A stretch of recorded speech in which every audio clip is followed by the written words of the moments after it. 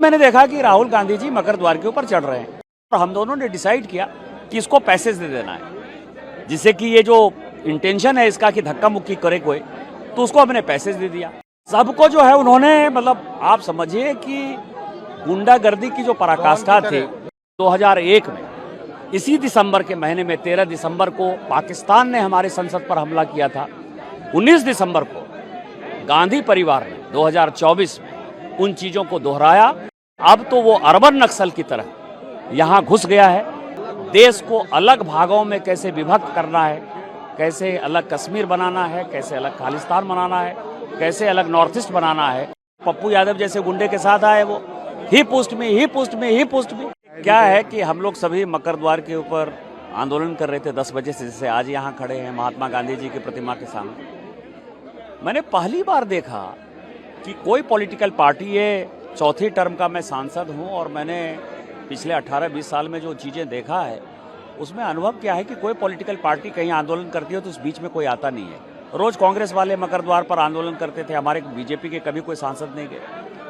कल उन लोगों को मैंने जो है सीधा आते हुए देखा, फिर बाद में मैंने देखा कि प्रियंका जी नीचे बैठ गए, तो मुझे लगा ठीक है चलो वो भी आए, हल्ला हंगामा करेंगे, हम लोग भी करेंगे। उसके बाद मैंने देखा कि राहुल गांधी जी मकर द्वार के ऊपर चढ़ रहे हैं, तो मेरा और नीरज शेखर यही है बगल में, हम दोनों का नज़र पड़ा और हम दोनों ने डिसाइड किया कि इसको पैसेज दे देना है, जिससे कि ये जो इंटेंशन है इसका कि धक्का मुक्की करे कोई, तो उसको हमने पैसेज दे दिया। पैसेज दे दिया तो वो चढ़ गए ऊपर।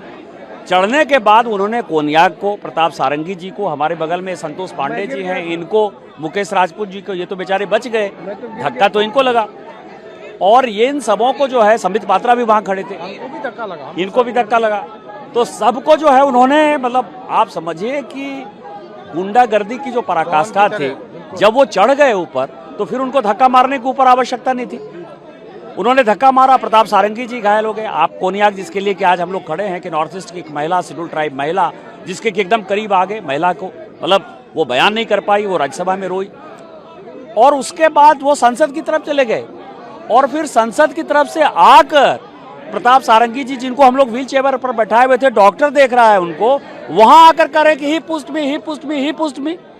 आप समझिए कि एरोगेंसी की एक पराकाष्ठा। और पहली बार मुझे किसी पॉलिटिकल पार्टी में एक जो घटिया पन्नी, गुंडागर्दी या गांधी परिवार का जो ये है कि हम राजा हैं, हमारे सामने कोई नहीं है, उसका काला चेहरा कल हमने देखा।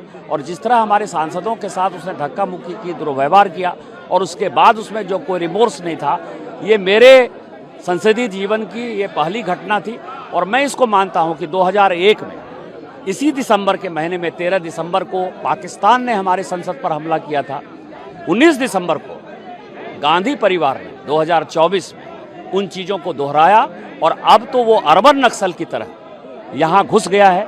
कल देवेंद्र फडणवीस जी ने जो कल बयान दिया है महाराष्ट्र के असेंबली में, वो बहुत ही डिजास्टरस है कि अर्बन नक्सलवाद के साथ, विदेशी लोगों के साथ काठमांडू में किस तरह से मीटिंग हुई।